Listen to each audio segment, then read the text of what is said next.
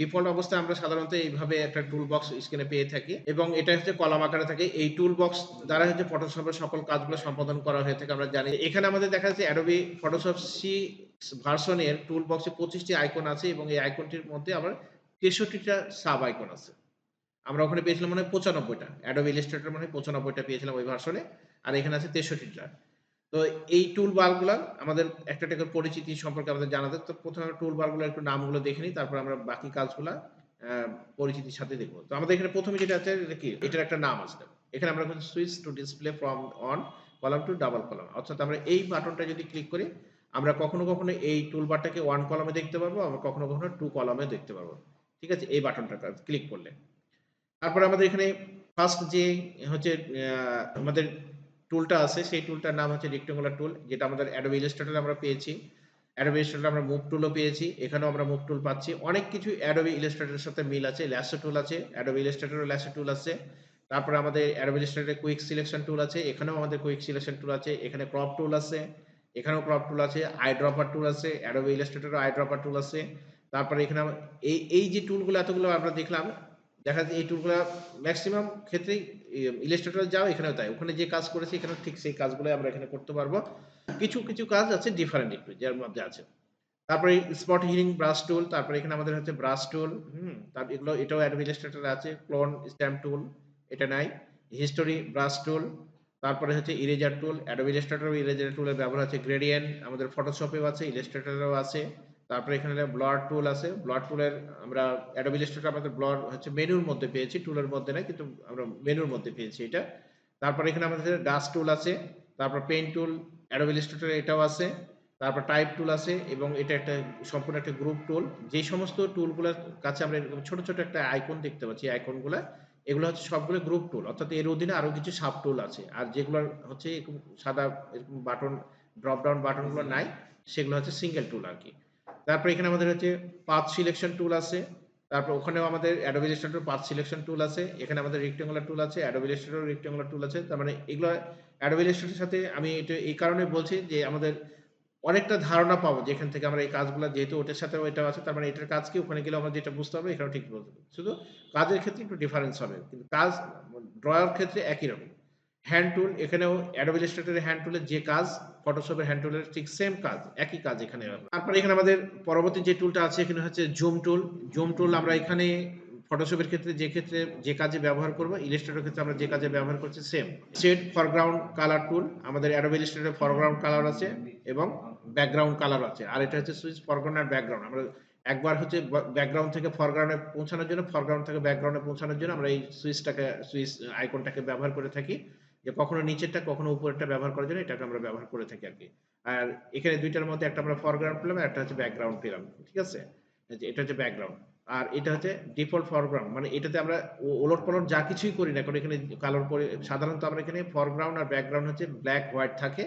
যদি কোনো কারণে আমরা রেড, ইয়েলো বা দেখা যাচ্ছে গ্রিন, ইয়েলো বা আদার্স কোনো কালার এখানে দিয়ে থাকি, পূর্বের অবস্থায় যদি ফিরে আসতে চাই তাহলে আমরা এই বাটনটা ক্লিক করলে আবার ডিফল্ট অবস্থায় ফিরে আসবে। এই ফরগ্রাউন্ড আর ব্যাকগ্রাউন্ড আগের কালার। এরপরে আমাদের এখানে যেটা আছে edit in quick mask mode আরকি। আমরা এখানে মাস্কিং এর কাজগুলো করে থাকি এখান থেকে অনেক সময়। আর এটা হচ্ছে তোমার চেঞ্জ স্ক্রিন মোড, অর্থাৎ আমরা একবার এফ চাপ দিলে পরপর ৩ বার যদি এফ চাপ দিই একটা করে স্ক্রিন মোড চেঞ্জ হবে ইলাস্ট্রেটর। ফটোশপেরও কিন্তু এটাতে আছে, ফটোশপেরও আছে, ইলাস্ট্রেটরও আছে। যে একবার করে চাপ দিলে ফুল স্ক্রিন হবে, একবার হচ্ছে উইন্ডো মোড হবে, একবার শুধুমাত্র মেনুগুলা শো করবে আর অন্য কিছু শো করবে না। এরকম ধরনের। মানে ৩ টা মোডে আমরা এখানে যেতে পারি শুধুমাত্র কিবোর্ড থেকে এফ চাপ দিয়ে। মোটামুটি এই হচ্ছে আমাদের এখানে হচ্ছে ৬৫ টা টুল আছে। মানে ২৬ টা টুলের অধীনে আরো ৬৫ টা টুল আছে। এই সমস্ত টুলগুলোর ব্যবহারগুলো আমরা, নামগুলো আমরা এখানে জানতে পারলাম।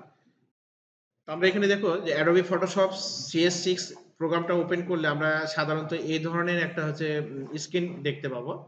তো এই স্ক্রিনটার মধ্যে আমরা কম বেশি সবগুলার সাথেই পরিচিতি হয়েছি। এখানে আমরা আ ১ম এ PS লিখা আছে। এখানটা হচ্ছে কন্ট্রোল বক্স বলা হয়। এখান থেকে আমরা রিস্টোর করতে পারবো, ম্যাক্সিমাইজ করতে পারবো, ক্লোজ করতে পারবো। ঠিক আছে? আবার এখানে মিনিমাইজ, এটার কাজ কি আমরা জানি। এটা মিনিমাইজ বাটন, রিস্টোর বাটন বা ম্যাক্সিমাইজ বাটন, আর এটা এক্সিট বাটন। আচ্ছা। এই টুলবার সম্পর্কে আমরা পরিচিত, যে কন্ট্রোল বক্স সম্পর্কে আমরা এখানে দেখেছি, বা অপশন বার সম্পর্কে এটা আমরা দেখেছি। হ্যাঁ? যেটা কি কাজ। আর এখানে আমাদের একটা বার আছে যেটা ওখানে আমরা স্ক্রিন পরিচিতিতে বলিনি। সেখানে হচ্ছে যে এটা সিলেক্ট ওয়ার্ক স্পেস টুল বার, এটা বার আরকি। অর্থাৎ আমরা এখানে ক্লিক করলে বেশ কিছু অপশন দেখতে পাবো। অর্থাৎ আমি যদি এসেনশিয়াল মোড, এটা হচ্ছে এই মোডে থাকা অবস্থায় আমি সব রকম অপশন নিয়েই কাজ করতে পারবো। আমি যদি ফটোশপে যে 3D কাজ করতে চাই, তাহলে আমি তখন এখান থেকে 3D অপশনটা সিলেক্ট করে দেবো। তাহলে আমার 3D রিলেটেড যে বাটনগুলো সেগুলো অটোমেটিক এখানে চলে আসবে। ঠিক আছে? ওই কাজ করতে গেলে। তারপর আমরা এখানে আবার ক্লিক করে যদি দেখা যায় আমরা মোশন রিলেটেড, আমরা যদি অ্যানিমেটেড কিছু তৈরি করতে চাই ফটোশপে, তাহলে সেই ক্ষেত্রে আমি এই অপশনটাকে সিলেক্ট করে দেবো। তাহলে আমার এই বারগুলা স্ক্রিন, পুরা স্ক্রিনটা অ্যানিমেটেড রিলেটেড যে টুল বারগুলো দরকার, যে আইকনগুলো দরকার, সেগুলো আমার সামনে স্ক্রিনে চলে আসবে আরকি। তারপরে এখানে আমার হচ্ছে প্রিন্টিং রিলেটেড। আমার প্রিন্টিং রিলেটেড কাজ, পেইন্ট রিলেটেড কাজ যদি কিছু করতে চাই কোনো ক্যানভাসে, তাহলে আমার ওই রিলেটেড রং, তুলি, ব্রাশ যা কিছু দরকার সেই স্ক্রিনটা অটোমেটিক এইভাবে চলে আসবে। এগুলো কিন্তু আমাদের Adobe Illustrator ও আছে। Adobe Illustrator আমি এগুলা সম্পর্কে এত ডিটেইলস বলিনি। কারণ Photoshop এখানে বলবো সেজন্য বলিনি। তারপর ফটোগ্রাফি, আমরা যদি ছবি নিয়ে যদি কাজ করতে চাই, ছবি রিলেটেড যে সমস্ত আইকন গুলা কাজ করতে, যে আইকন গুলো আমার বেশি প্রয়োজন পড়বে, সেই আইকন গুলা আমার এখানে চলে আসবে, স্ক্রিনে চলে আসবে এই এক্সপ্যান্ড প্যানেলে, এবং এখানে আমাদের কাজ করতে সুবিধা হবে।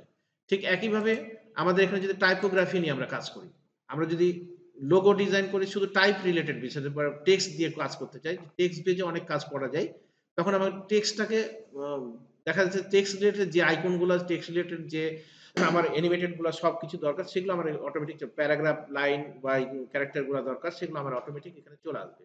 মানে আমাকে এক্সট্রা ভাবে এখান থেকে খুঁজে বের করতে হবে না। মোটামুটি ওই টেক্সটটাকে, একটা টেক্সটকে ভাঙা, সাজানো, যা কিছু করা দরকার, ওই রিলেটেড আইকন এখানে আমার মোটামুটি সবগুলো চলবে। টাইপোগ্রাফি কাজ। কেউ যদি মনে করে আমি টাইপোগ্রাফি বিশেষজ্ঞ, আমি টাইপোগ্রাফি নিয়ে কাজ করব, তাহলে স্ক্রিনটাকে অবশ্যই টাইপোগ্রাফি মোড করে দিতে হবে সেক্ষেত্রে। ফটোগ্রাফার হলে ফটোগ্রাফার মোড করে দেবে। যে কেউ যদি পেইন্টার মোড হয়, পেইন্ট বিশেষজ্ঞ হয়, সে এই মোডে কাজ করবে। কেউ যদি 3D বিশেষজ্ঞ হয়, সে তখন এই 3D কে সিলেক্ট করে দেবে। এইভাবে আমাদের কাজগুলো আছে। আর এটা হচ্ছে রিসেট, মানে পূর্বে যে অবস্থায় ছিল সেই অবস্থায় ফিরে আসার জন্য। আর এটা হচ্ছে নিউ ওয়ার্ক স্পেস। কেউ যদি নিজের মতো করে একটা স্পেসকে সাজিয়ে নিতে চায়, সেটা তখন সে এটা দ্বারা সাজিয়ে নিবে, এবং নতুন স্পেস তৈরি করার পর সেটাকে যদি মুছতে চায়, তাহলে সেক্ষেত্রে সে এটার দ্বারা হচ্ছে মুছে নিবে আরকি। এইটা। তো এখানে আমাদের পূর্বে যেটা ছিল, আমরা এসেনশিয়াল মোডে চলে আসলাম। আমাদের পূর্বের অবস্থাটাতে চলে আসলাম আমরা এখানে। এখন আমাদের যে কাজ হচ্ছে, আমি এই সমস্ত টুলগুলার কাজ কিন্তু আমি বুঝাইনি। মানে প্রেজেন্টেশনের মাধ্যমে দেখালাম না। কারণ যেহেতু আমরা এখানে দেখব, ওখানে সময় নষ্ট না করে এখানে চলে আসলাম আমি সরাসরি। ঠিক আছে? প্র্যাকটিক্যাল দেখব। তো আমাদের এই ছিল একটা স্ক্রিনের পর্যায়ে। এখন আমাদের ১ম কাজ হচ্ছে কি, যে আমরা Adobe Photoshop এ যদি যখন কোন নতুন কাজ শুরু করতে যাব, তখন আমাদের সর্বপ্রথম কি দরকার? একটা ক্যানভাস দরকার। মানে এটাকে আমরা অনেকভাবে কল করতে পারি। আমরা অনেকে ক্যানভাস বলে থাকি। অনেকে দেখা যাচ্ছে আর্টবোর্ড বলতে পারি। দেখা যাচ্ছে যে Adobe Illustrator কাজ করার জন্য যে আর্টবোর্ড দিয়েছে, সেই আর্টবোর্ড দিয়ে, আবার অনেকে নিউ ডকুমেন্টও বলে। হ্যাঁ? যে একটা নতুন ডকুমেন্ট নিতে হবে। তো যাই হোক, Photoshop এর ভাষায় এটাকে কিন্তু ক্যানভাস বলা হয়। ঠিক আছে? তো আমরা এই ক্যানভাসটা কিভাবে আমরা নিয়ে আসবো? তো আমরা এই ফাইলে যাওয়ার পরে আমরা এখান থেকে নিউ এ আসবো। নিউ এ আসার পরে আমরা এখান থেকে এই ডায়ালগ বক্সটার সাথে আমরা পূর্বে পরিচিত সবাই, অন্যান্য প্রোগ্রামের সাথে, প্রতিটা প্রোগ্রামের ক্ষেত্রে যখনই নিউ তে ক্লিক, নিউ রিলেটেড একটা ডায়ালগ বক্স আছে সেখানে। এখানে আমরা কি করব? এখানে আমাদের কাজ কি? যে আমরা নতুন একটা যখন ক্যানভাস নিব বা নতুন একটা ডকুমেন্ট নিব, হ্যাঁ? তখন আমাদের কি করতে হবে? সর্বপ্রথম হচ্ছে আমরা যদি কি নামে ডকুমেন্টটা তৈরি করব, আমরা ইচ্ছা করলে এখানে সেই নামটা দিয়ে দিতে পারি, টাইটেলটা দিয়ে দিতে পারি। ঠিক আছে? আচ্ছা, যেমন আমরা এখানে একটা নাম দিলাম টেস্ট। প্রিসেট, ক্লিপবোর্ড, প্রিসেট, এখানে আমাদের ক্লিপবোর্ড ডিফল্ট করা আছে। আমরা এখান থেকে হচ্ছে কি ধরনের নিয়ে কাজ করব, বিষয় নিয়ে কাজ করব। আমি যদি একজন ফটোগ্রাফার হয়তো ফটো নিয়ে কাজ করি, তাহলে আমি এখানে ফটো সিলেক্ট করব। ফটো রিলেটেড আমার এখানে ইয়া মেজারমেন্ট গুলো চলে আসবে। আমি যদি ওয়েব রিলেটেড কাজ করতে, তাহলে ওয়েব দিয়ে কাজ করব। আর যদি এখানে কোনো বিষয়ই আমি চাই না, আমি তাহলে কি করব, যে আমি আমার মতো করে কাজ করব, তখন আমি কাস্টম নিয়ে কাজ করব। তাহলে আমি আমার ইচ্ছা মতো এখানে মেজারমেন্ট দিয়ে তৈরি করে নিতে পারবো। ঠিক আছে? তারপরে এখানে দেওয়া আছে ৪২৬ বাই ৪২৬ পিক্সেল এখানে দেওয়া আছে। আমি এখন যদি এখানে মনে করি যে পিক্সেলের পরিবর্তে আমি ইঞ্চি নিব, তাহলে আমি এখানে ইঞ্চিও নিতে পারি। ঠিক আছে? ইঞ্চিও নিতে পারি এখানে।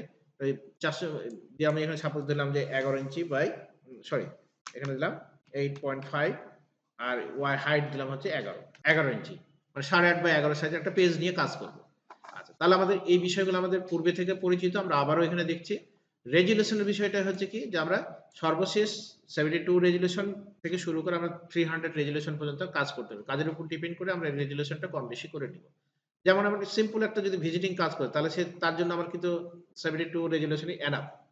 সিম্পল একটা ভিজিটিং কার্ড করতে চাইলে, কোন রকম উইথআউট ব্যাকগ্রাউন্ডে। তারপর আমি যদি একটা 3D রিলেটেড কোন কাজ করতে চাই, বা দেখা যাচ্ছে যে আমি একটা যে ফ্লায়ার ডিজাইন করতে চাই, বা আমি একটা যদি পোস্টার ডিজাইন করি, তখন আমার এখানে দেখা যাচ্ছে 300 ডিপিআই টা রাখাটাই বেটার হবে। এরপর আমরা এই কালার মোড। তো কালার মোড আমরা ক্লিক যদি করতে পারি, আমরা এখানে কয়েকটা জিনিস দেখতে, বিটম্যাপ, গ্রে স্কেল, তারপর আরজিবি, সিএমওয়াইকে, ল্যাব কালার। কখন কোনটা ইউজ করব? বিটম্যাপ বর্তমান সময়ে এটার ব্যবহার চলেই না, হ্যাঁ?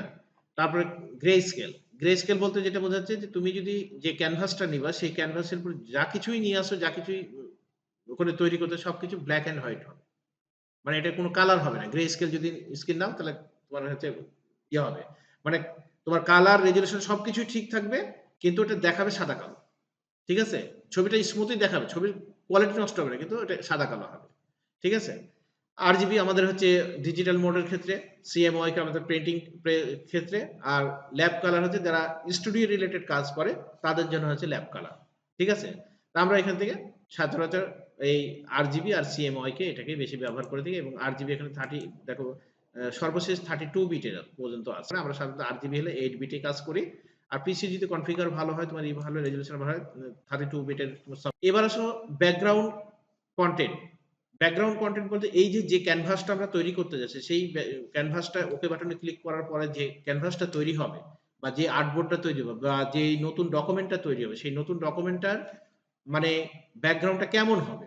তো আমরা এখানে দেখো প্রথম কয়েকটা আছে, একটা হোয়াইট আছে, ব্যাকগ্রাউন্ড কালার আছে, ট্রান্সপারেন্ট আছে, আদার্স আছে। তো আমরা সাধারণত এই তিনটার মধ্যেই থাকি, আদার্সের মধ্যে যাই না। ম্যাক্সিমাম ক্ষেত্রে আমরা হোয়াইটটা ইউজ করে থাকি আর হচ্ছে এই হোয়াইটটা বেশি ইউজ করা আর ট্রান্সপারেন্টটা ইউজ করে থাকি। তো এখানে হচ্ছে তোমার হচ্ছে হোয়াইটটা কি আমরা যদি এটা সিলেক্ট করে দিই, দেখো ওকে বাটনে ক্লিক করলাম, করার পর এখানে ওকে বাটনে ক্লিক করলাম, এই যে আমরা এখানে যে ব্যাকগ্রাউন্ডটা দেখো এটা সাধারণত এখানে ছোট আকারে দেয়। আমরা যদি এটাকে বড় করতে চাই তাহলে নিয়ে জাস্ট ধরে নিয়ে যাই এখানে এইভাবে ছেড়ে দেবো। ঠিক আছে? যখন আমরা চারিদিকে একটা ব্লু কালার বার শো করছে না স্ক্রিনে, এই অবস্থায় ছেড়ে দেবো, এটা বড় হবে। ঠিক আছে? এটা হচ্ছে হোয়াইট ব্যাকগ্রাউন্ড হলো। আচ্ছা, এবার আমি আসি আবার নিউতে আসি। নিউতে আসার পরে এখান থেকে আমি এখন আমার সবকিছুই ঠিক থাকলো।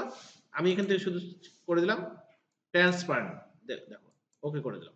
এই যে দেখো এইটার এটার ডিফারেন্সটা দেখো। ট্রান্সপারেন্সি কি? কোনো ব্যাকগ্রাউন্ড থাকবে না। এখানে তুমি যা কিছু অঙ্কন করবা, করার পর ফাইলটা যখন সেভ করবা, এটার নিচে কোনো মানে পিএনজি ফাইল হয়ে যা হয়, পিএনজি ফাইলে যেমন যা ব্যাকগ্রাউন্ড নাই হয়ে যায়, এখানে ঠিক তাই হবে। ফাইলটা সেভ করার সময় তুমি পিএনজি করবে, দেখবে কোনো ব্যাকগ্রাউন্ড নাই।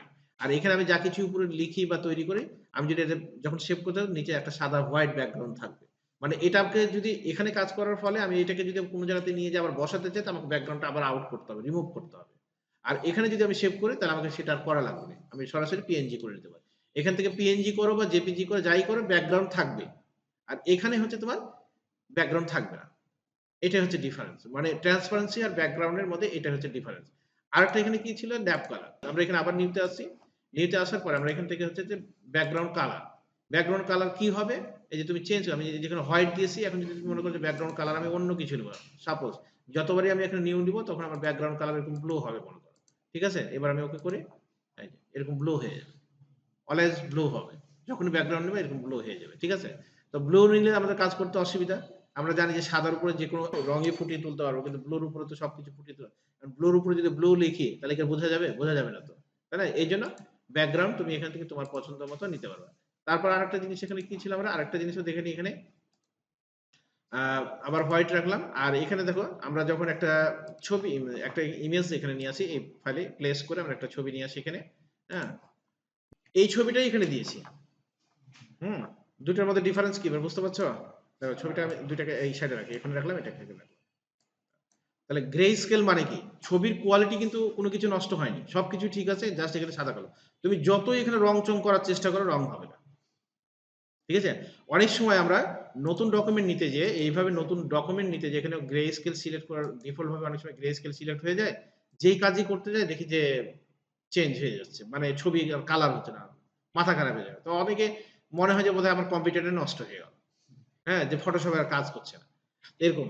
তো আসলে এগুলা হ্যাঁ, অ হয়েছে, এরকম কেসও ঘটছে, আমাদের কাছে আসছে। দেখেন লাস্টে পর্যন্ত ফটোশপে ৩-৪ বার করে ইনস্টল করেছে বা উইন্ডোজও দিয়েছে এ পর্যন্ত। এরকম কেসও ঘটছে। শুধু এখানে গ্রে স্কেলটা হয়ে গেছে ও নিজেও বুঝতে পারেনি। ও ৩-৪ বার ফটোশপ ইনস্টল করছে। নতুন করে উইন্ডোজ দিয়েছে, দেওয়ার পরে বলছে যে ঠিক হলো। সিম্পল একটা বিষয়। তো আমাদের আসলে এই বিষয়গুলো জানা দরকার। প্রথমত কাজ করতে যে গ্রাফিক ডিজাইন কাজ করতে গেলে আমাদের প্রথম শুরুর দিকে এই বিষয়গুলো সম্পর্কে ধারণা একটা থাকতে হবে ভালো দিকে। তাহলে তো আমরা এই বিষয়গুলো সম্পর্কে জানতে পারব। তো আমরা আজকে প্রাথমিক পর্যায়ে শুধুমাত্র এই অ্যা ফাইলের নিউ ডকুমেন্টের এই বিষয়গুলো নিয়ে এখানে আলোচনা এই পর্যন্ত রাখলাম। আগামী ক্লাসে আমরা এই টুল বার গুলো নিয়ে আস্তে, আস্তে ধীরে, ধীরে পর্যায়ক্রমে আলোচনা করব।